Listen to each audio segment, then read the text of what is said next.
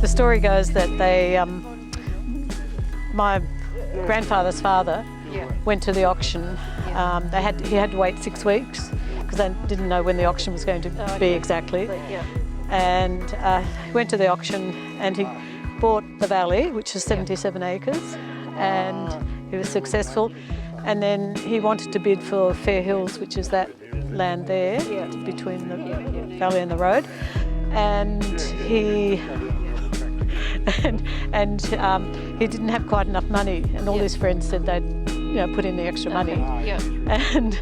And the auctioneer wouldn't allow it because he probably had someone else he wanted to sell it to. And there was such a kerfuffle that the auctioneer ended up losing his job. Ray Barber built the shed for keeping the tractor in there, the old Massey Ferguson.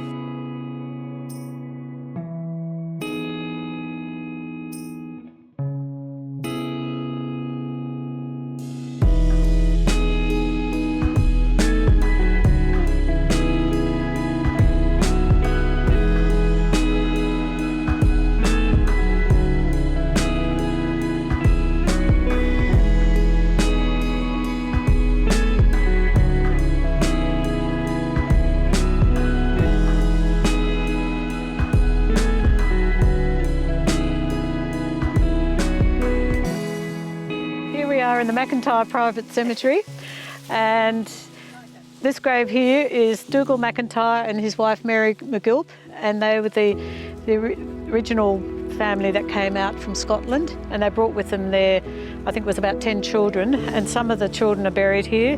We have Neil over here, who couldn't speak a word of English, his brother Archibald over there, who apparently could, and on the gate you see the per Adua, the McIntyre crest, and it is a rather lovely spot, I think, for a cemetery. Beautiful, and you've got all the stock and everything around. It's lovely.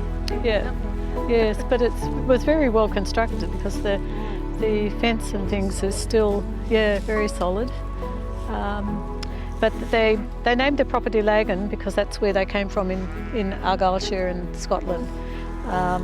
They came from a little area called North Knapdale, and they had half a farm, I think, there, and then they emigrated here and worked for some time at a property called Snizort, which is down near Hotspur, is that right? Snizort, somewhere there, and then they settled on this land, and we understand from the death certificate that Mary actually died at Snizort, so that must have been in the 1860s.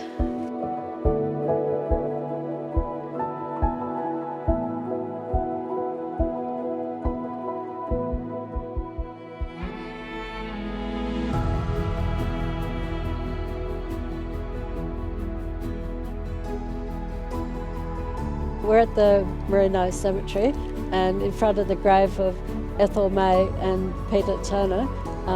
Ethel May, she was known as May Turner, and McIntyre was her maiden name, and she was born up near Toowoomba in Queensland when the family moved there for a few years, and then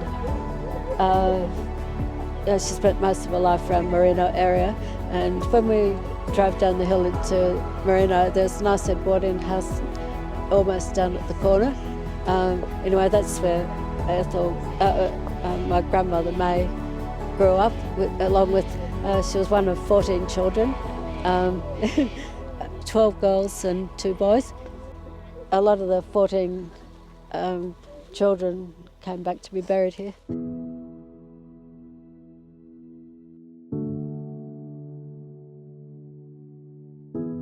Janet McEachran came out with their 5 children or something. They're buried in unmarked graves, and we don't know where they are because the records got burnt at some stage. There was a fire.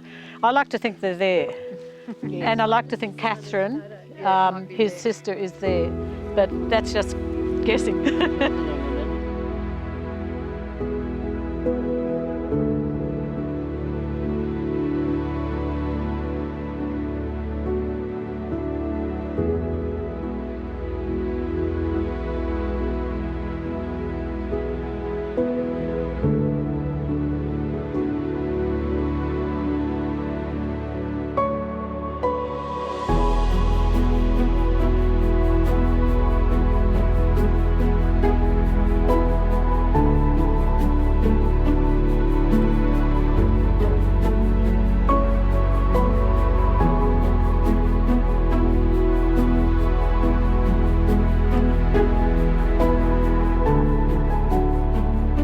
Dad would sit there and he could see right through to Tahara, see if there was any smoke. Right, Yeah. okay. And he used to get a bit carried away doing the lawn mowing, and every now and then it almost got what looked like a rifle shot through the glass. There were a couple of I did one. I did one.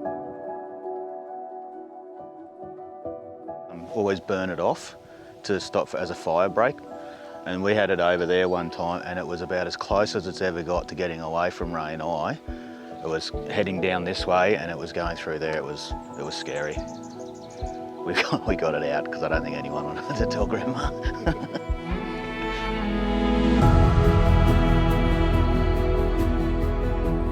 And the hay shed over there, they always used to have the rectangular bales, and we'd be allowed to in there, but we'd be kind of discouraged. There'll be snakes in there, and yeah, it was good fun.